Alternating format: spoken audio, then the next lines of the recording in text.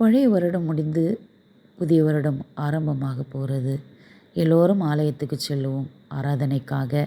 ஆராதனை முடிந்தவுடன் நமக்கு ஒவ்வொருவருக்கும் வாக்குத்தத்த அட்டைகள், பொதுவான வாக்குத்தத்தம், தனிப்பட்ட நபருக்கு வாக்குத்தத்த அட்டைகள் இப்படியெல்லாம் கொடுப்பார்கள். ஒவ்வொரு மாதமும் வாக்குத்தத்தங்கள் உண்டு. ஒவ்வொரு கூட்டங்களிலும் வாக்குத்தத்தம் கொடுக்கப்படும்.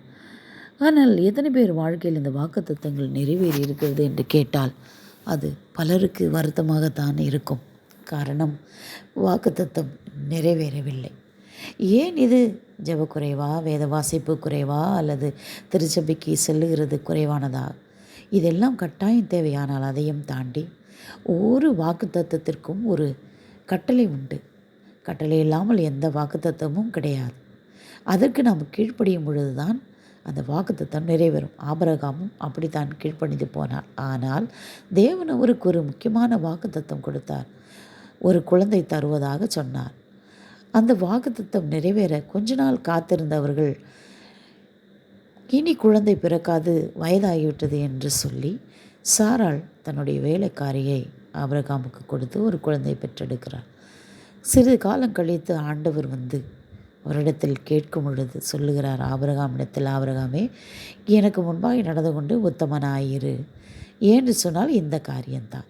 காத்திருக்காமல் ஒரு குழந்தையை பெற்றெடுக்க வேறு வழியை தெரிந்து கொண்டார்கள். ஆகவே தான் பலருடைய வாழ்க்கையிலே பொறுமை இல்லாததே முக்கியமான காரணம். விசுவாசம் இல்லாததும் ஒரு காரணம். நாம் கர்த்தருடைய வார்த்தைக்கு கீழ்ப்படிந்து நடக்கும், கட்டளைக்கு கீழ்ப்படிந்து நடக்க வேண்டும், காத்திருக்க வேண்டும். கர்த்தர் தாம் சொன்னபடியே செய்ய வல்லவராய் இருக்கிறார். அவர் ஒருபோதும் மாறுகிற தேவன் அல்ல. அப்படியானால் வாக்குத்தத்தம் நிறைவேறாமல் போனதுக்கு நாம் தான் காரணம், கர்த்தர் அல்ல.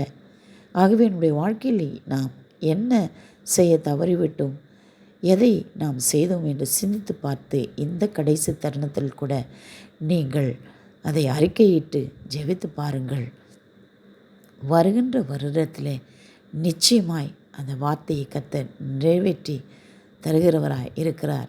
ஒரு என்னதான் ஆபிரகாம் ஆகாருக்கு ஒரு குழந்தை பெற்றிருந்தாலும் தாம் சொன்ன வாக்குத்தத்தத்தை அவர் நிறைவேற செய்தார் என்பதை நாம் எல்லோரும் அறிந்திருக்கிறோம். ஆகவே உங்களுக்கும் அப்படி அவர் செய்ய வல்லவராயிருக்கிறார். இதை கடைசி நாளில் வந்திருக்கிறோம்.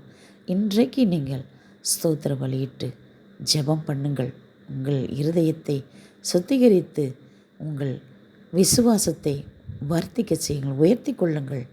கர்த்தர் கட்டாயம் இந்த ஆண்டில் உடைய வாக்குத்தத்தத்தை நிறைவேற செய்வார். ஆகவே கவலைப்படாதிருங்கள்.